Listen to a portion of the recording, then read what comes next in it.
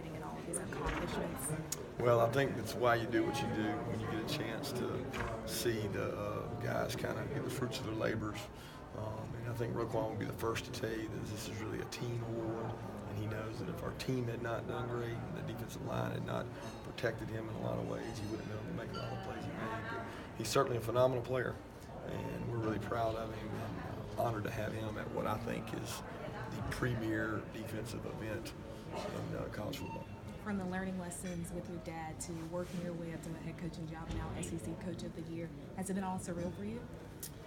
I don't know. It's gone pretty fast here in the last couple of days. I'll certainly say that. But the awards you get along your career, they're really attributed to other people. And I've been very fortunate to work for some really good head coaches, and I've also been very fortunate to coach some really good football players, and they're the ones who deserve the awards and accolades. Well, unfortunately, news over the weekend. Is Nate Patrick still on the team? To be honest with you, right now we're still gathering information, and we'll handle all that stuff as it comes about.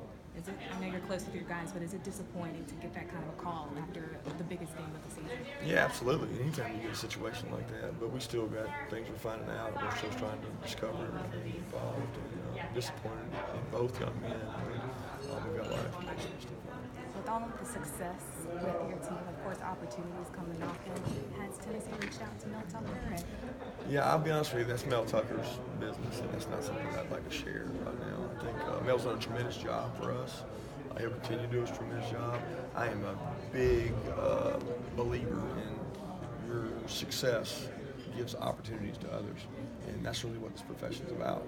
You know, Mel's been a really successful coach a lot of places he's been, and I think Mel's going to make a great head coach one day, whether it's this year, next year, or some other time. He's a tremendous asset to our program.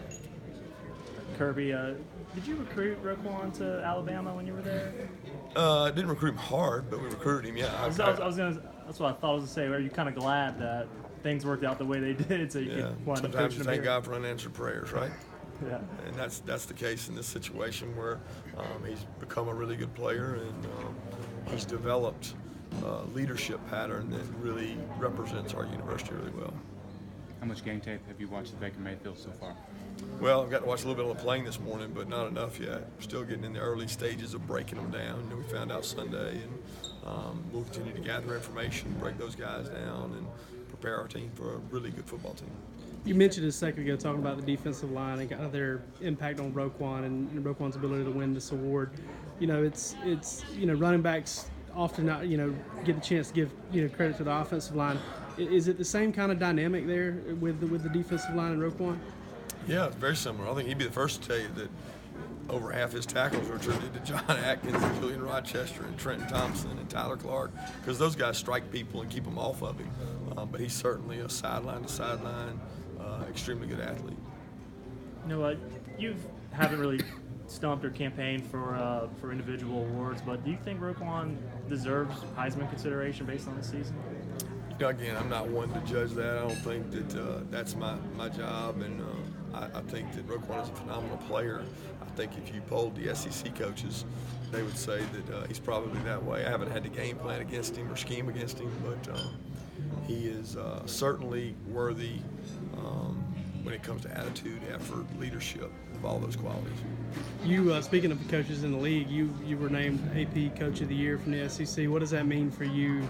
I mean, I know it's more about the players, but what kind of honor is that for you in year two? I think anytime you get that from your peers and the writers and the different people that vote on those things, I think it's an honor, but it's really bestowed upon your team because it always represents what your team did on the field. So you shared a moment with him up there. What's it been like just to see him as he's flourished as well? He's one of my favorites all time. From sitting in his house in New Jersey, recruiting him to his family, and I still follow his mother on Facebook, and I see the updates and see the different things. And he's got an incredible family, and he's got an even more incredible story. And I just, it's special when you see these young men from who they are in high school to who they become, and you see the growth. It's really fun to see them grow up. That's all the time we have.